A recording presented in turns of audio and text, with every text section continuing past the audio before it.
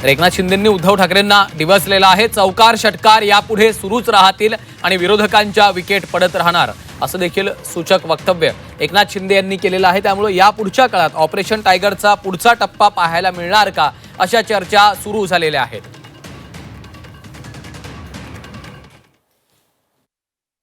आमदार सचिन तेंडुलकर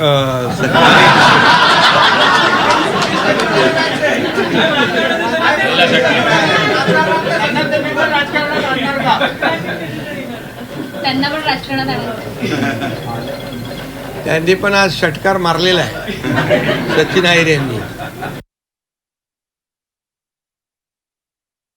खरं म्हणजे चौकार षटकार सुरूच आहेत राहतील आणि एक एक समोरची विकेट धडाधड पडत राहील। समोर तर चौकार षटकार सुरूच राहतील असं एकनाथ शिंदेंनी म्हटलेलं आहे। सचिन अहिर यांनी शिंदेंच्या शिवसेनेमध्ये प्रवेश केलेला आहे। यावेळी पत्रकार परिषदेत एकनाथ शिंदेंनी हा टोला लगावलेला आहे।